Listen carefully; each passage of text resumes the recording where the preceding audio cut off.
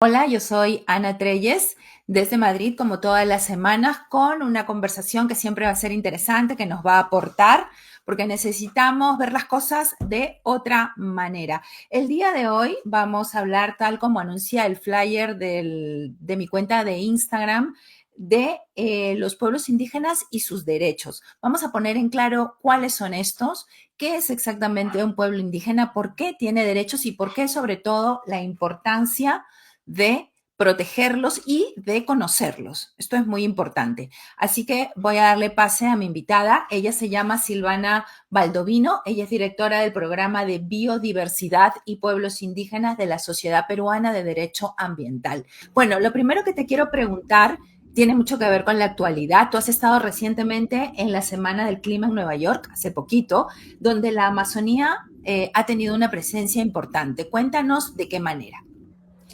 Bueno, en estos momentos la Amazonía es como el foco mundial, ¿no? Porque se han venido dando diferentes eventos. El año pasado fue la COP de Biodiversidad en Cali, en Colombia, donde la Amazonía ya fue un foco importante. Y al ser un evento tan importante en la región, tuvo la presencia de muchos países y de más actores que a veces por la lejanía o por los espacios o por los costos no pueden acceder. Principalmente comunidades locales, pueblos indígenas y afrodescendientes.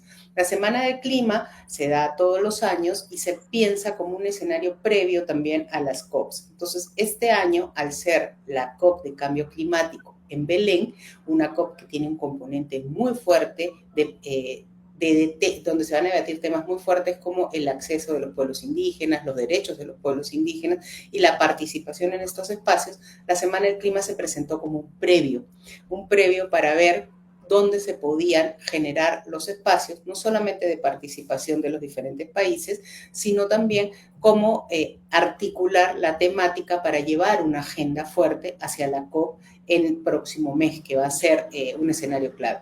Hemos tenido dos eventos o una ruta muy importante para nuestra región amazónica, empezando en Cali y terminando en Belén. Entonces, eso hace que se tengan propuestas y logros, ¿no? La participación de los pueblos, la incorporación en comités para tomas de decisiones y también, al ser en nuestra propia región, eso incrementa el acceso de más gente y que tome conciencia y conocimiento sobre lo que implican estos espacios.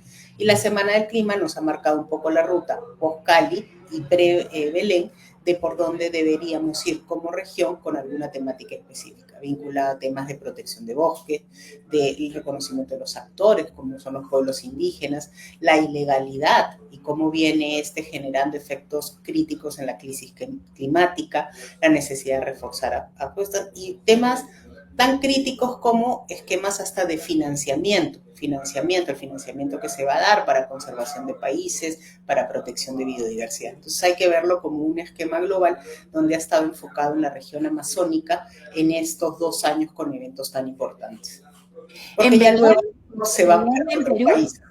Belém es Perdón, Perú, Belém, Perú, Brasil, Belén do Pará en Brasil. Brasil, Se ¿no? dice que incluso esta va a ser la COP indígena, es lo que se está pensando. Y un poco Cali fue la COP que tuvo mucha representación indígena, pero también de población afrodescendiente. ¿Y qué es el Harakbut? Jarambuk es una etnia, son pueblos, básicamente que se encuentran en la región de Madre de Dios. O sea, el Perú es un país que tiene muchísimos pueblos indígenas, más de 55 pueblos indígenas. Jarambuk es una de las etnias a los que pertenecen estos pueblos. Como país, somos un país pluricultural, multilingüe y multiétnico. Tenemos un patrimonio cultural muy fuerte. Así es, esto según la Constitución, ¿no? Que nos llama como República Multicultural. Sin embargo, se reconocen más de 55 pueblos originarios y durante todo este tiempo, ¿por qué desde tu evaluación recién ahora estamos prestando un poquito más de atención, aunque no la que se debe o, digamos, no se ha hecho efectivamente nada? Tú tienes más de 20 años en el sector y poco es lo que se ha avanzado. Desde tu análisis, ¿cuál ha sido el punto álgido por el cual poco hemos protegido? El tema con los pueblos indígenas viene de que ellos tienen una lucha reivindicativa. O sea, a nivel constitucional, los pueblos indígenas se habla de comunidades campesinas, comunidades nativas, por ejemplo, pero la definición de pueblos y territorios colectivos no lo tenemos en nuestro ordenamiento al máximo nivel. Y eso hace eso genera una debilidad para nuestros pueblos. Se ha avanzado en el otorgamiento de derechos, pero hay diferentes esquemas que imposibilitan el avance en general. En el caso de la Amazonía, para los pueblos amazónicos, el tema viene porque no hay una gestión integral del territorio. Entonces tú tienes el otorgamiento de muchos derechos donde se priorizan de diferentes visiones. ¿No? Se puede priorizar una visión de aprovechamiento de recursos naturales sobre un aprovechamiento. O sea, lo que hay que buscar es la compatibilidad y la gestión integral, pero con el reconocimiento del derecho de los pueblos. Entonces, eso todavía está, digamos, bastante difuso a nivel de legislación, y es por eso que las organizaciones indígenas en el Perú tienen una lucha reivindicativa que va por esquemas de protección, por esquemas de seguridad jurídica de territorios. Nosotros hemos avanzado. El Perú, por ejemplo, tiene una ley de consulta previa, libre informada, tiene la ley de pueblos indígenas en aislamiento voluntario, pero ya los niveles de aplicación es lo que todavía... O sea, en algunos temas somos muy innovadores. Por ejemplo, Colombia no tiene ley de pueblos indígenas en el aislamiento voluntario que tiene Perú, pero en otros temas, en la asignación de derechos territoriales, todavía estamos más retrasados en función a la región, ¿no? Entonces, hay avances, pero también hay temas en los que nos detenemos porque todo está vinculado a cómo se gestiona el territorio y cómo se manejan los recursos naturales. Y es ahí donde comienza a surgir la fricción. En el tema de, o sea, ¿por qué en el tema de territorios es complicado? A ver, el Perú es uno de los pocos, si no es el único país de la región que le pide a sus pueblos indígenas que se organicen como una persona jurídica denominada comunidad nativa o comunidad campesina. Y este reconocimiento es el que finalmente con este reconocimiento como paso previo, es el que finalmente se le da o se le otorga un derecho sobre el territorio. Y que ahí ya vienen esquemas bastante particulares sobre un esquema de división del territorio agrícola, cesión, ya todo un procedimiento que se da en el marco. No, y el esquema de cómo son comunidades campesinas o cómo son comunidades nativas, por ejemplo, nosotros lo tenemos en el Código Civil, como si fuera una asociación, una fundación, un comité. Es por eso que a las comunidades se les pide un estatuto, una figura que debería estar en una legislación específica por el tipo de persona o tipo de pueblo o población vulnerable que abarca, está en un código civil que regula más relaciones comerciales o otro tipo de contratos, que es la forma como se concibió. A nivel constitucional, los otros países, puede que tengan desarrollo legal o no, tienen el reconocimiento de sus pueblos. Nosotros tenemos la definición de comunidades campesinas y comunidades nativas, y esto reduce un poco el ejercicio de los derechos colectivos en general, y ya sin irte al tema de que nosotros no tenemos territorios colectivos o no tenemos reconocimiento en general como pueblo para titulación colectiva, ¿no? Nosotros tenemos más como núcleos, que son comunidades campesinas o comunidades nativas. Pero, a ver, Silvana, para los que nos escuchan, digamos, cuando nosotros viajamos, cuando nosotros conocemos o tomamos contacto con alguien de un pueblo originario, por ejemplo, yo he hablado hace poco con Achen Incas en la frontera con Brasil, con gente en Condorcanqui, digamos, no es muy complicado para ellos conseguir este estatus, no hay como una incoherencia allí. O sea, digo, para poder ejercer el derecho.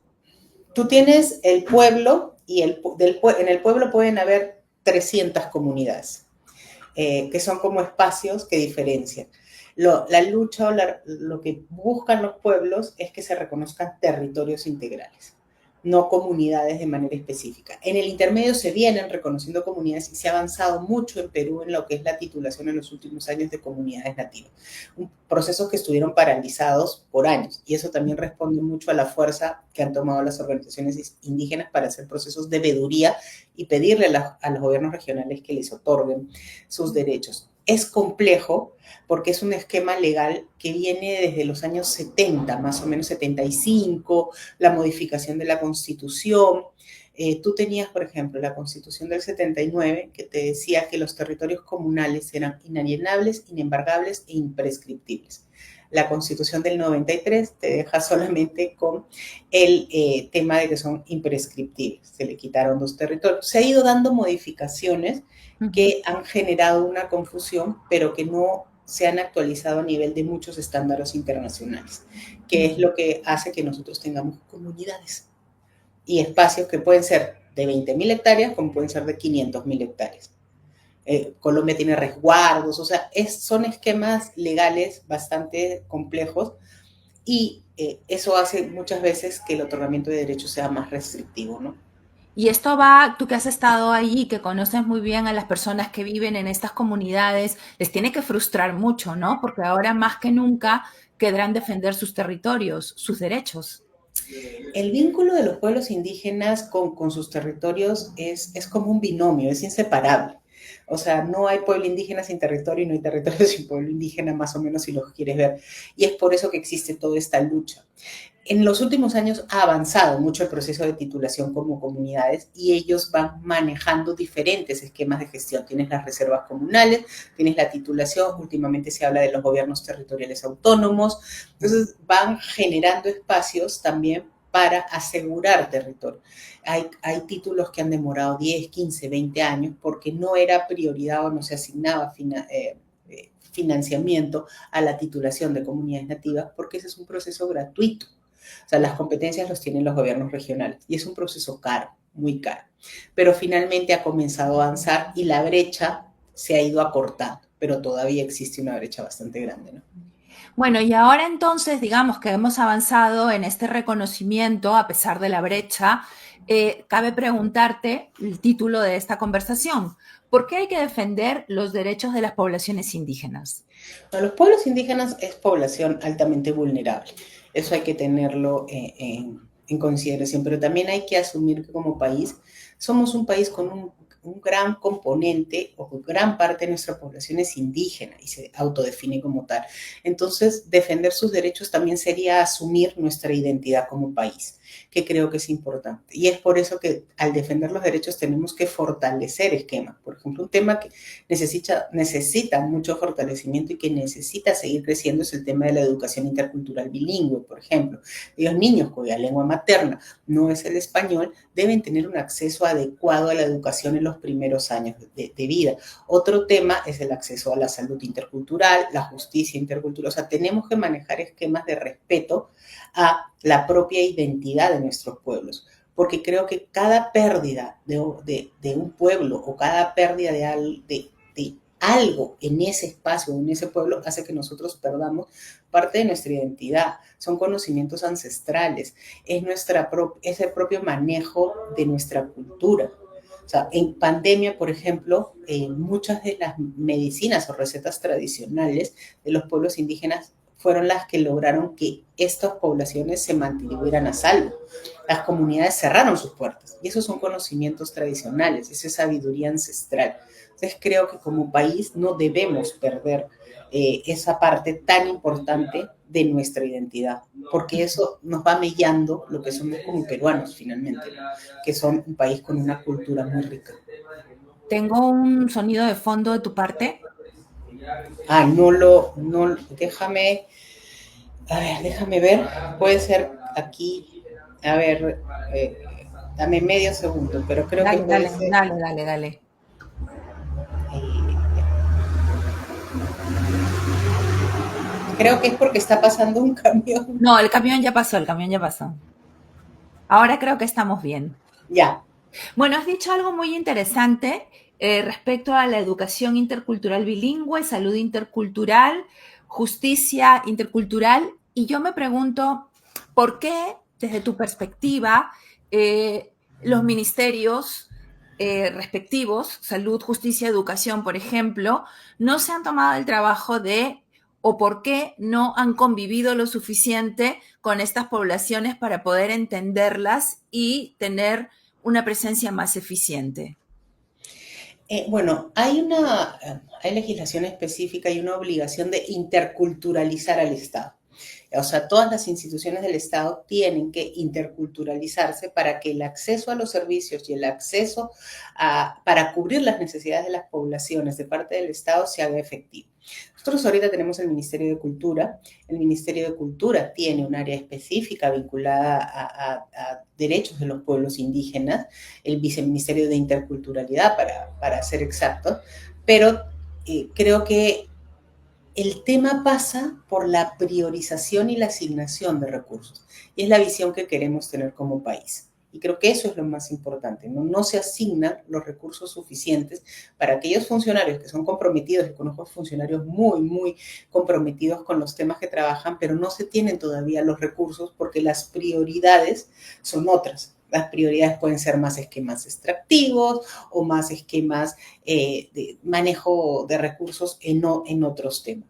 Yo creo que en el momento, y es por eso que regreso al punto, que asumamos lo valioso que es nuestra identidad cultural como país, tendríamos que asumir la responsabilidad de asignar los recursos o las fuentes que corresponden. Y un tema crítico y medular es el tema de la educación.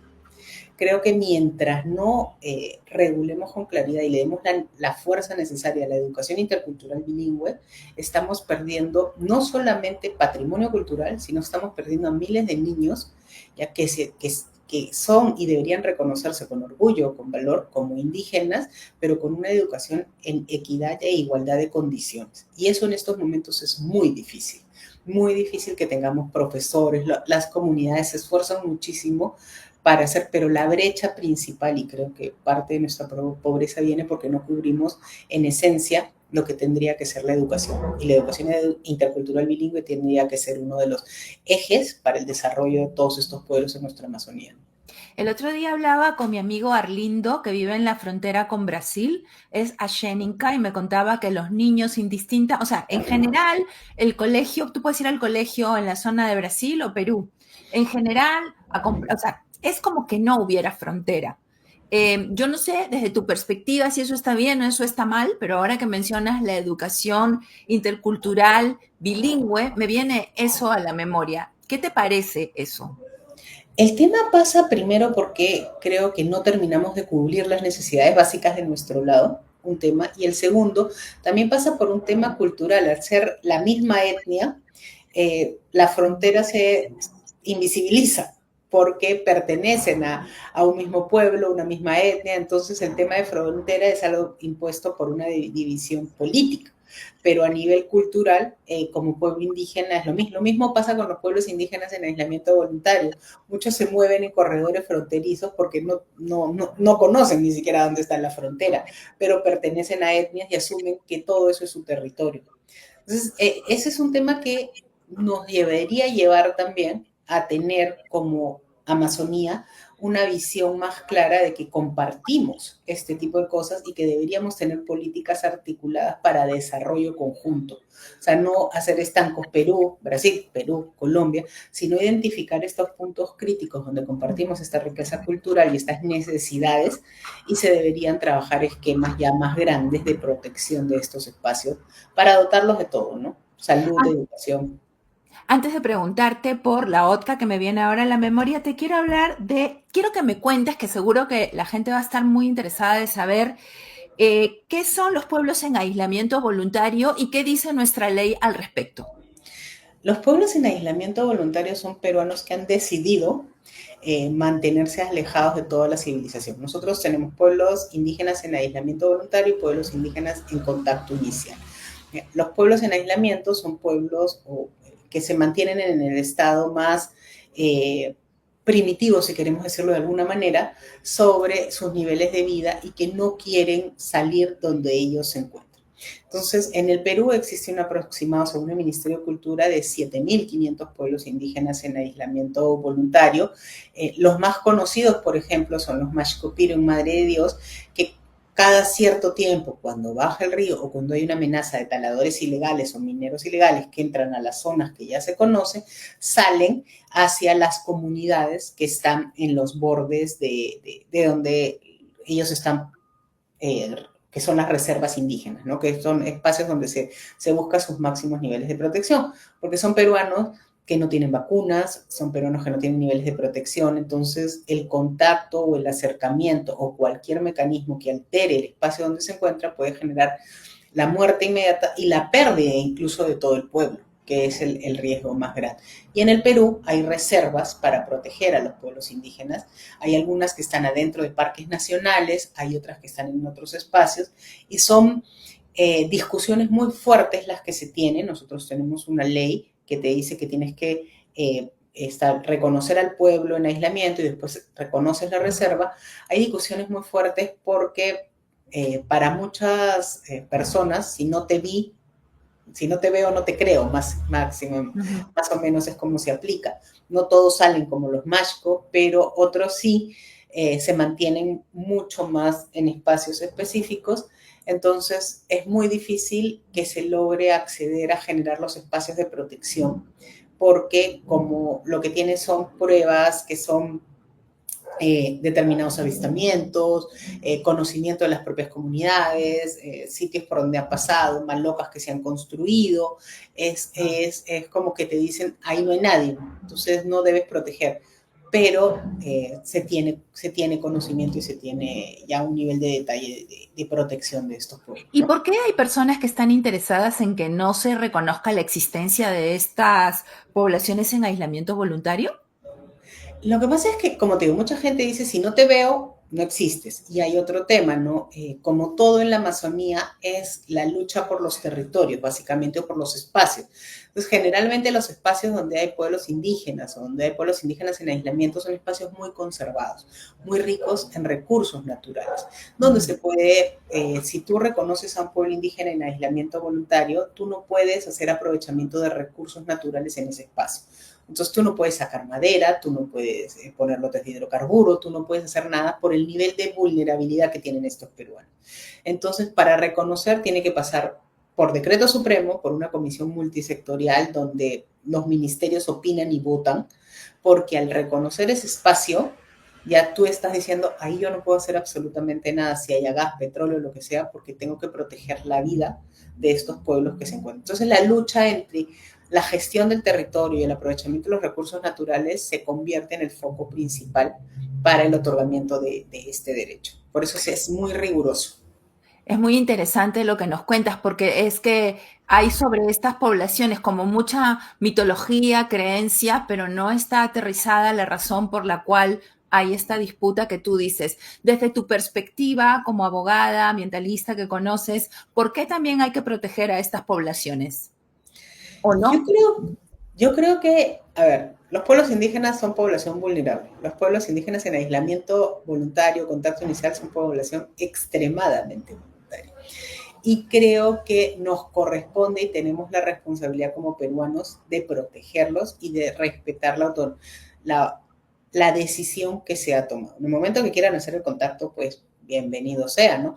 Pero tenemos por lo menos que tener la responsabilidad de dar salvaguardas o herramientas para su protección, porque son peruanos que no pueden ejercer una defensa directa, sino que dependen de todos aquellos, el Estado, por ejemplo, el Ministerio de Cultura, que pueda proteger su modo de vida. O sea, es Perú, Colombia, Brasil quienes tenemos pueblos aislados y es como que la parte medular más fuerte de tu identidad como pueblo indígena y la necesidad más fuerte de protección, porque es de ahí donde viene toda tu identidad cultural, ¿no? O sea, en algún momento este esquema, los pueblos indígenas han sido nómades, ha debido ser el que tenía nuestro país y nuestra Amazonía, por ejemplo.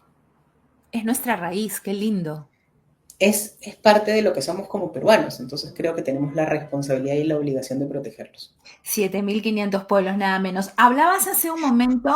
Según Cultura son 7.500 indígenas. O Ah, sea, indígenas, ya, vale, sí, vale. sí. Hablabas hace un momento de una perspectiva bien interesante que es la territorial en frontera, ¿no? De cómo, por ejemplo, yo te mencionaba lo de los Ashénincas, Perú, Brasil, y tú decías que ellos conciben, claro, hacer el mismo pueblo, la línea que divide los países como que no es tan contundente. Y hablabas de políticas explícitas entre los países para poder no romper esa unidad, pero determinar una frontera. Y ahí te he oído hablar, o te he leído varias veces hablar sobre la OTCA. ¿Me puedes contar qué es y cuál es la importancia en este sentido? La OTCA es la Organización de Tratado de Cooperación Amazónica, ¿no? Digamos que es como que hace poco la sede así, la reunión de la OTCA ha sido en Bogotá. Y se han tomado importantes acuerdos Lo que ha sido interesante de la última reunión de la OTCA es que ha sido una OTCA muy indígena también, lo cual es importante porque creo que a nivel de región ya estamos tomando conciencia de la importancia de los pueblos y el rol que deben tener en todos estos espacios de decisiones. Y creo que es una herramienta interesante para poder comenzar a evidenciar que tenemos que trabajar en conjunto. Antes, como región, o como región, por ejemplo, amazónica, nosotros decíamos, compartimos la biodiversidad, compartimos los pueblos indígenas que cruzan frontera. Ahora estamos compartiendo la ilegalidad. Las fronteras se ha vuelto por donde entra el mercurio de Bolivia, sale el oro para Brasil, Brasil lo saca para... O sea, ya estamos compartiendo más de lo que realmente habíamos pensado en algún momento. No solamente compartimos espacios generales, biodiversos o maravillosos, sino también estamos compartiendo pérdida y estamos compartiendo esquemas tan fuertes como sicariato, crimen organizado. Entonces ya es momento desde que la visión deje de ser una visión de me pasa en Perú, ya no solamente pasa en Perú, pasa en Perú, pasa en Brasil, pasa en Colombia. Entonces todo este esquema es ya solamente si yo, por decir, encapsulo Perú, eso no significa que no va a pasar en Colombia, eso no significa que no va a pasar, y no voy a poder encapsular nada.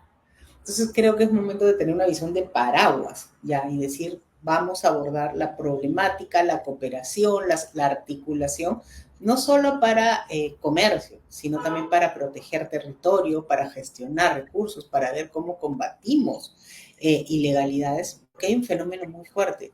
Los asesinatos de defensores ambientales cada vez son más altos en la región. Perú ha crecido en niveles impresionantes en los últimos años, nos hemos disparado y así, bueno, Colombia siempre ha estado entre los niveles más altos, pero nosotros hemos entrado en una vorágine como país tan fuerte donde ahora hablamos de el tren de Aragua, hablamos de millones de cosas que como país, digamos, no eran tan evidentes. Y eso es parte de compartir toda esta Amazonía, de que todo entra y sale, fenómenos migratorios que todos conocemos, pero también de la debilidad institucional de nuestros diferentes países, que hace que esta debilidad entre países se sume y finalmente se vuelvan coladeras, que lo que está haciendo es perder nuestra Amazonía, nuestros pueblos, nuestros defensores. Entonces creo que es importante tener mecanismos como este que articulen y que finalmente nos puedan dar una visión regional, ya no solamente de lo que pasa en Perú o de lo que pasa en Brasil, ¿no? Tenemos que ver a la Amazonía en completo. Es muy interesante porque hace unos meses, un par de meses, hablé con Dante Vera, que también es consultor en estos temas, y hablaba de que el crimen que ha entrado a través de la ilegalidad en la zona amazónica ya son mafias internacionales. Entonces nos preguntábamos en ese momento cómo hacer frente, ¿no? El Estado peruano se veía ineficiente y bueno, desgraciadamente ocupado en otras cosas y no en esta. Y como tú dices, la ilegalidad nos come. Quizás con la OTCA se podría hacer una estrategia común contra el crimen organizado. ¿Lo ves así? Quizás eso fuera más potente. Yo creo que se deben hacer estrategias comunes con todas las herramientas que se tenga y con todas las organizaciones que se puedan. O sea, porque en estos momentos ya no solamente pierde, como te decía, no solamente pierde Perú, o sea, perdemos todos, estamos perdiendo absolutamente todos. El nivel de articulación, de organización que tiene el crimen organizado es mucho más fuerte que nuestros propios gobiernos. O sea, y es el nivel o el manejo tan fuerte del dinero hace que sea imposible competir. Tú no puedes seguir compitiendo, por ejemplo, con el oro, o sea, $4,000 la onza, $3,000 la onza, o sea, y tratar de buscar actividades productivas para esa gente que en esos momentos trabaja el oro. Entonces hay que tener esquemas más pensados y de repente solos no podemos pensarlo todo. Entonces creo que todos deberíamos pensar en cómo hacemos algo. O sea, el narcotráfico también está cada vez más fuerte. El narcotráfico y minería ilegal son dos esquemas que se mueven. Y eso ya te suma corrupción y te suma todos estos grandes grupos que entran, ¿no? Desde Ecuador, desde Venezuela, o sea, de todo. O sea, se habla de tantos grupos que van entrando a Perú y también que va sacando Perú, porque tampoco es que nosotros solamente recibimos, sino que también ahí nos articulamos rapidito y funcionamos súper bien. Entonces creo que necesitamos un poco de eso a través de todo, o sea, de todo lo que se pueda hacer para que de alguna forma sea, si la Amazonía peruana o el Amazonas en el Perú se perjudica Brasil también. O sea, si, todo está conectado. Nosotros no podemos ir pensando que uno se aísla y no pasa nada. Todo está conectado, los ecosistemas están conectados. Eso me parece una visión interesante porque justo este consultor decía eso que tú mencionabas, ¿no? Son mafias internacionales, pero ya en plan paraíso fiscal, o sea, con un esquema, con un organigrama. Y yo estaba pensando ahora que conversamos, la población muchas veces, según lo que yo he entrevistado y he podido saber de mis entrevistados, también tiene problemas en la misma Amazonía, porque la minería ilegal puede ser concebida como un trabajo deseable para la misma población, por ejemplo, ¿no? Entonces, eh, es, es complicado en este sentido, divide a las propias comunidades. Y es que lo que pasa es que la minería ilegal y todas estas actividades te dan inmediatez. O sea, te dan inmediatez de montos y de cambio de realidad muy rápido. Entonces, si tú te dedicas a la minería ilegal un año, vas a sacar 25 millones de veces más plata que si te dedicas 10 años a cuidar tu bosque y a trabajar de manera sostenible tu cacao o a trabajar de manera sostenible. Entonces, es la inmediatez de cubrir la necesidad y las necesidades también que muchas veces no son cubiertas por quienes corresponden. O sea, tienes la posibilidad de, por ejemplo, educar a tus hijos en otros espacios, la educación pública ya no, sabemos que no es buena, entonces tienes la posibilidad de pagar un mejor nivel de educación, tienes la posibilidad con eso de comprarte una casa de manera rápida, cubres esquemas de salud que no puedes. Esa es la inmediatez que te genera esas necesidades, pero lo que no se ve es que estas ilegalidades te traen una serie de delitos conexos. Es como que tú partes de la minería ilegal y tienes para acá los delitos conexos, ¿no? Prostitución, trata de personas, trata de menores, sicariato, y tienes para acá las consecuencias también a futuro, contaminación, temas de salud, pérdida de ecosistemas, gente con mercurio en la sangre Entonces es como que todo termina siendo una serie de efectos negativos, pero que son más negativos a largo plazo. En cambio, el tener el oro en tus manos es un efecto que ve la población como positivo a corto plazo. Generalmente nosotros no somos un país que piensa en cómo te vas a jubilar o cómo vas a vivir. La gente vive día a día, es parte de nuestra informalidad y es porque somos un país basado en informalidad, para todo. Entonces, esa inmediatez es la que jala a mucha gente a conseguir cosas de inmediato y no pensar en los delitos conexos y no pensar las consecuencias a largo plazo. Y eso ya es parte de nuestra sociedad, entonces hay que trabajar también un cambio de idiosincrasia. Me parece súper interesante lo que acabas de decir sobre la informalidad, ¿no? Es efectivamente, yo vivo, por ejemplo, aquí en España y la jubilación es como un hito en la vida de todas las personas. Y eso hace que tu perspectiva y tu forma de actuar y tu forma de trabajar tenga otro enfoque, ¿no? Quiero decir, estás mirando más a futuro, no estás mirando la inmediatez, que de repente la tienes complicada, pero sabes que a futuro vas a tener con qué vivir y eso realmente cambia todo, te digo, cambia absolutamente tu forma de vida. No, sí, es como te ves, ¿no? Cómo te ves, o sea, ya que no tiene mucho que ver con el tema, pero ahorita estamos hablando de los retiros de las AFPs Claro, y claro. todo este esquema, o sea, es la forma como el Perú camina, es la forma como lo informal se hace formal siempre. O sea, yo le explicaba a mi hija hace unos años que me decía, mamá, ¿por qué la gente vive en los cerros? O sea, y comencé a explicar todo el fenómeno, pero después son construcciones de 4 pisos. Entonces, es como la informalidad se convierte en tu modo de vida y después terminas formalizándola y normalizando lo que es lo peor. Es Así un es. poco lo que te pasa con la minería ilegal también, ¿no?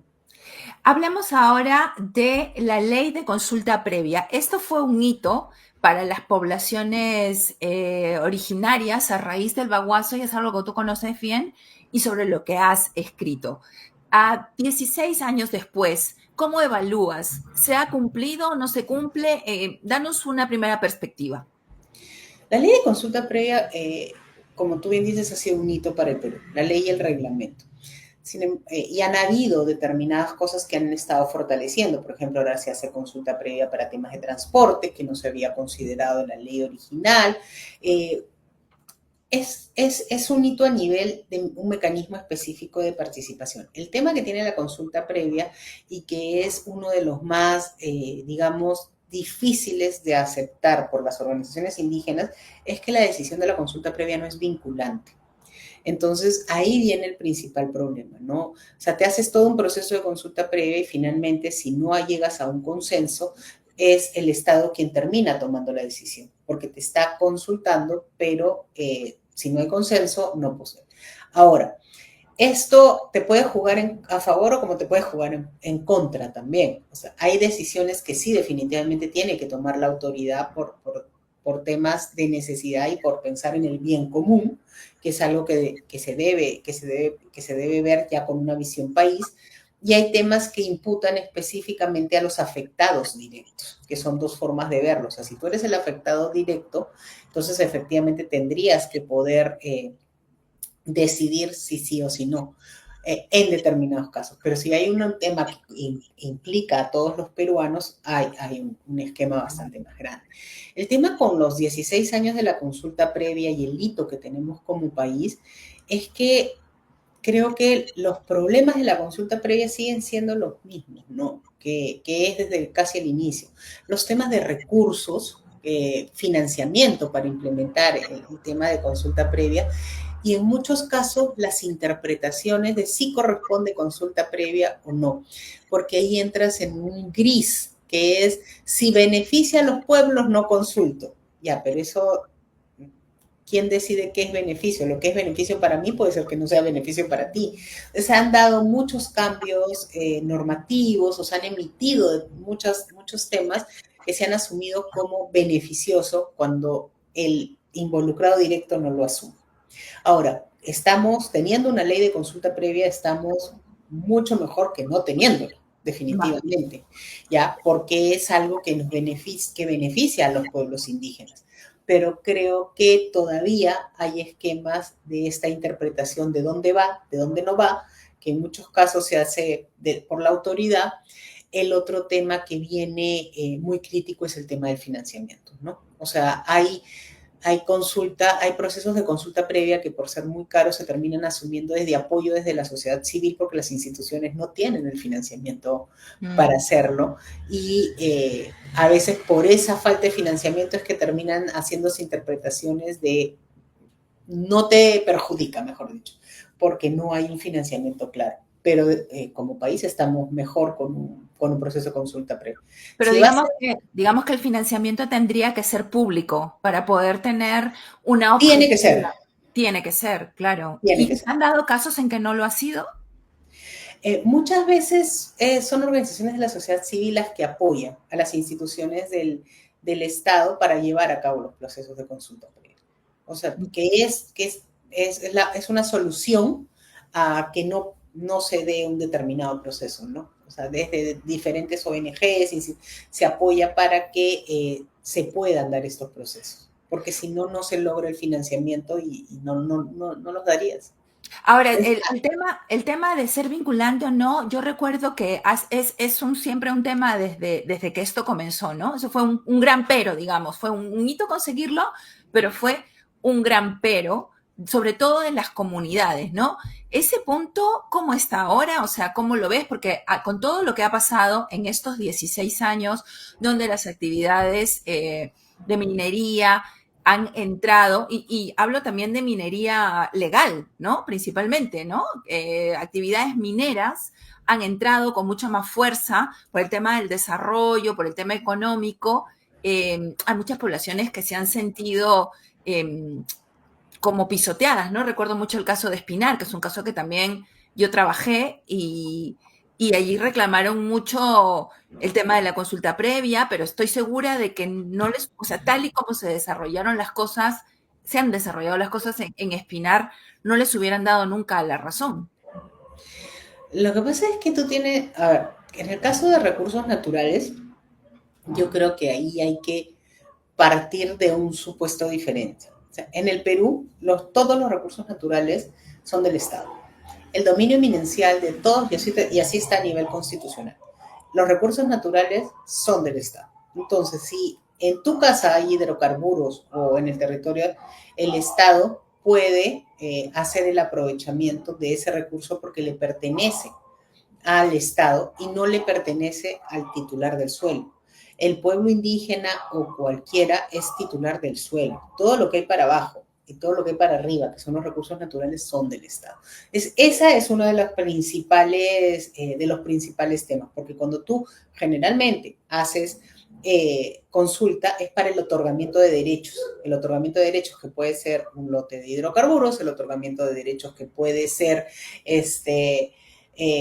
establecer un área natural protegida, o sea, es el otorgamiento de un derecho en un espacio donde hay pueblos indígenas y por eso te dan los niveles de afectación. Es desde ahí, desde el mandato constitucional del dominio eminencial del Estado, es donde viene el Estado. La participación a través de la consulta es el derecho a que te escuchen. Te escuchan y llegas a los acuerdos. La lógica es que en muchos casos, no la lógica, nosotros sabemos que en muchos casos no va a haber acuerdo, pero sí se van a llegar a acuerdos medios que pueden hacer que esto haga que, si quieres verlo de alguna forma, el nivel de impacto sea menor. O sea, tienes la posibilidad de la negociación, pero el veto no lo vas a lograr. O sea, el veto de decir, en este territorio no vas a poner un lote de hidrocarburos, por más de que muchos digamos no o sí, no corresponde o sí corresponde, viene desde un mandato constitucional para el otro. Por eso que cuando no hay acuerdo, el Estado toma la decisión. Y dice, bueno, lo lamento. Entonces, ahí lo que tiene que haber es un empoderamiento y un conocimiento y un desarrollo del proceso lo suficientemente fuerte para que esos acuerdos previos sean tan claros que sí se logre el menor nivel de impacto, los mayores beneficios al espacio. Pero no vamos, y yo no soy negativa, pero trato de ser un poco realista, ese esquema de que la consulta sea vinculante, yo creo que el Perú no así muchos lo querramos o no lo va a tener. O sea, porque no vamos a llegar a ese punto a nivel de cambio legislativo. Creo que... Sí, dime. Y, o sea, desde tu perspectiva, entonces, la entrada de las actividades extractivas ya de mineras grandes, legales, que hemos tenido varios casos, digamos, se aplica la consulta para llegar a menores impactos. Eso sería tu perspectiva de la ley.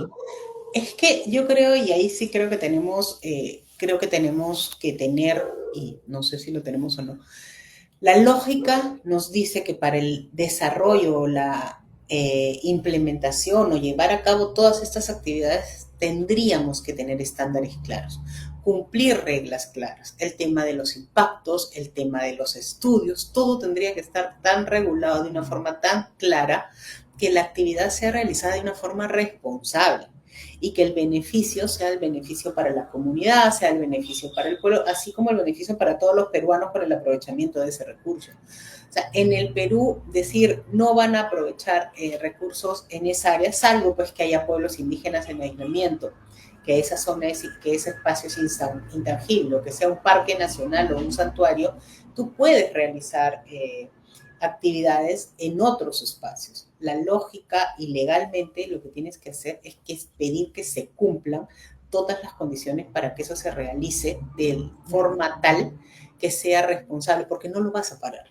O sea, en estos momentos no lo vas a parar.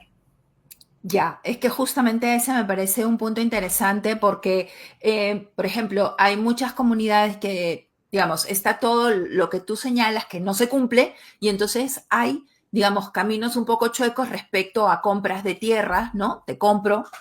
Eso es una práctica de las empresas privadas para poder quedarse con el territorio y saltarse toda, digamos, la legislación y decir, la he comprado, me la he vendido legítimamente, pero ahí entra todo un tema que yo sí he podido ver, un tema de, ¿cómo explicar? De aborto cultural, porque o sea, compran territorio que es indivisible, como has dicho tú, a la cultura. Entonces se genera todo un problema social también, aparte del tema, digamos, económico, el tema de la contaminación, el tema de la ruptura de la cultura. Entonces, por eso es que yo te preguntaba. No, claro, y ahí viene un tema, a ver, en el caso de las comunidades campesinas, en el caso de las comunidades nativas, digamos, tú tienes legislaciones diferentes, ¿no? Pero los pueblos indígenas o las comunidades, para poder disponer de sus territorios, ya, para que sea una disposición y puedan vender, tienen que tener los 3/4 de los comuneros hábiles debidamente inscritos en el padrón que tomen la decisión de vender. Así. Ya, entonces ellos pueden vender, ellos pueden disponer de su tierra. El tema pasa porque esa venta y esa disposición, y ahí viene, sea trabajada, si eres una empresa transparente y tal, de una forma transparente con la comunidad, no con la directiva, no con un grupo, porque pasa muchas veces que una directiva vende, no sabemos cómo se realizan las asambleas y finalmente la comunidad en su conjunto es la que termina perdiendo. Entonces, ahí lo que tendríamos que tener son mecanismos de protección para la comunidad en general, para que no haya estos despojos. Y ver cómo se realizan estas compras efectivas. Porque claro, la empresa va y compra y le compra a la directiva, le pone las actas, cuando es en costa es peor. O sea, en costa porque ellos tienen otra ley.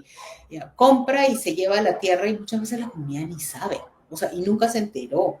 Entonces, esos mecanismos son los que se tienen que trabajar para fortalecer que esas compras realmente respondan, porque si tú me vendes un tercio del territorio comunal y son millones de millones, ese beneficio tiene que llegar a toda la comunidad, porque el que pierde es el territorio colectivo, no la individualidad de la directiva. Hay muchos casos donde la directiva se fuga y la comunidad ni se ha enterado. Entonces hay que identificar mecanismos de protección a la comunidad en general.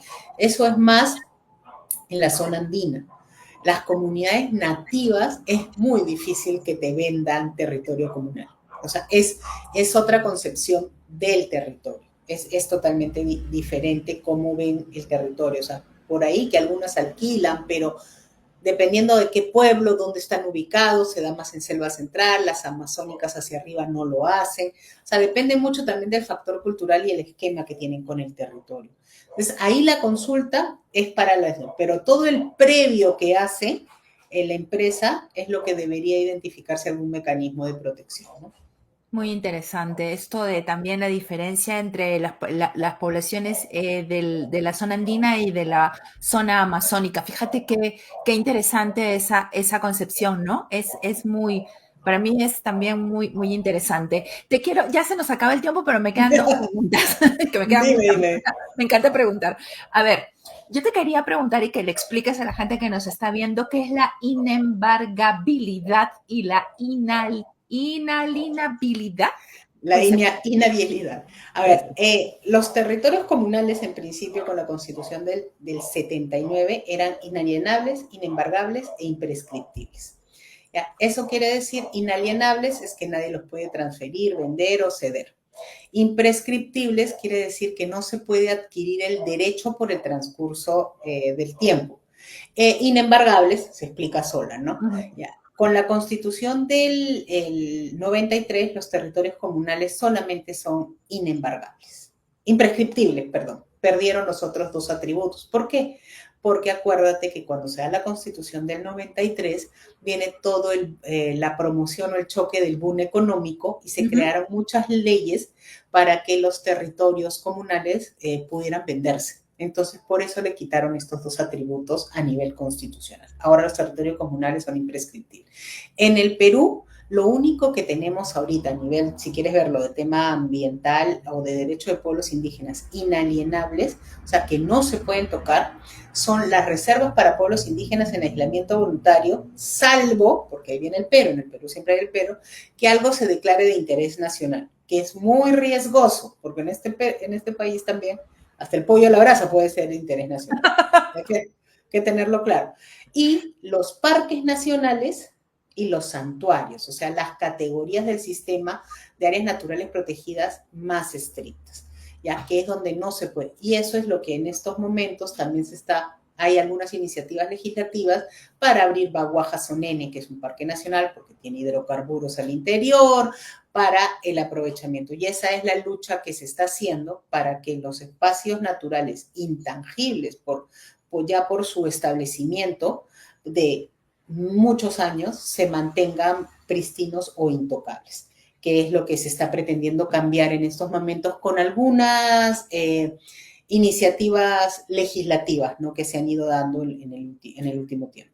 O sea, que hay iniciativas legislativas para volver estas características que hagan intocables estas áreas naturales protegidas.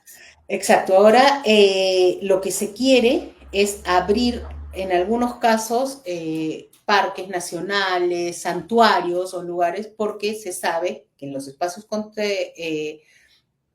protegidos están los recursos naturales, ¿no? Pero siempre vamos a tener esta tragedia en el Perú, Silvana, quiero decir, somos ricos de recursos, pero está en juego nuestra identidad como país, está en juego la cultura y además ahora encima está el tema de la ilegalidad. ¿Cuál es tu posición?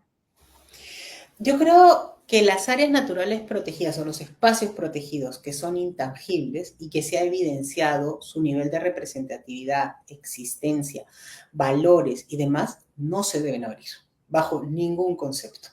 O sea, yo me niego como peruana a que el Parque Nacional El Manu sea abierto a hidrocarburos, porque sí va a haber un impacto. O sea, sí va a haber un impacto en la maravilla natural que tenemos como país. El Perú es uno de los países, entre los 20 países más mega diversos del mundo, y tenemos al Parque Nacional El Manu, tenemos al Parque Nacional Baguajo-Sonene, y tenemos espacios que no son todos dentro del sistema, donde se debe mantener y preservar su intangibilidad, porque eso, primero que son compromisos internacionales asumidos, ya, porque de nada nos sirve que estamos como un CUNY, de nada nos sirve el convenio de diversidad biológica si no protegemos nuestros espacios y nuestra legislación también lo mantiene.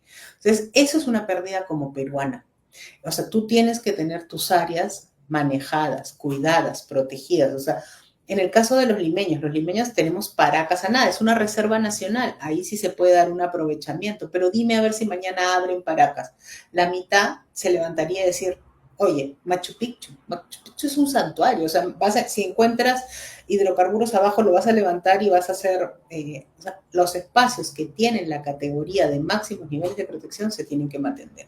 Los espacios donde se puede realizar actividades, con el dolor de mi corazón, las reservas nacionales o esos espacios, tenemos que tener los controles más estrictos de protección de nuestro patrimonio natural. O sea, yo me niego a perder.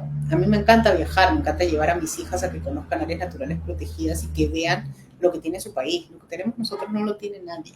Entonces, ¿por qué tenemos que perderlo? Nuevamente por la inmediatez o por una tasa. O sea, la transición energética, el dejar los fósiles es un camino que ya tendríamos que seguir como país. No solo seguir pensando que tenemos que seguir explotando, porque esa explotación nos lleva a perder.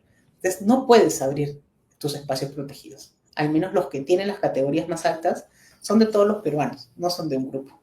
Y que no tenemos ningún plan de transición energética, ¿no?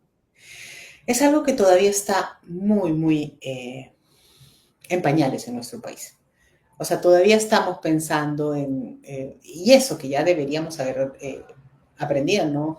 La empresa estatal está en quiebra, no hay un manejo y no avanzamos hacia algo porque todavía estamos pensando en la explotación de los recursos como salida a temas económicos, que Y es lo que... además, sí, perdona. No, tranquila.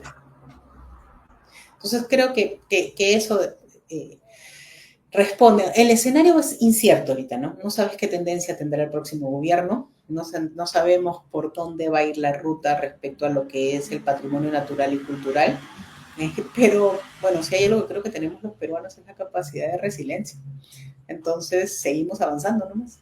Y tenemos también peruanas como tú que trabajan por esto y que nos explican. Yo creo que hay gente buena y que los que podemos tenemos que trabajar para que todo esto se sepa desde nuestros pequeños lugares en el mundo. Silvana, muchísimas gracias. Me quedo con varias preguntas, pero ya estoy en mi límite. Muchísimas gracias por haber conversado conmigo y por haber explicado tantas cosas interesantes. No, gracias a ti por la invitación. Muy bien, ha sido Silvana Baldovino de la Sociedad Peruana de Derecho Ambiental. La conversación la voy a colgar en YouTube y luego van a seguir viendo algunos extractos de lo más interesante de lo que nos ha contado Silvana en mi cuenta de Instagram. Muchísimas gracias a todos.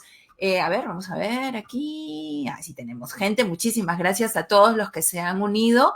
Silvana, gracias por explicarnos la importancia de proteger los derechos de nuestros pueblos y por explicarnos todo este tema de los territorios. Un gran abrazo. Otro para ti. Gracias. Adiós, hasta luego.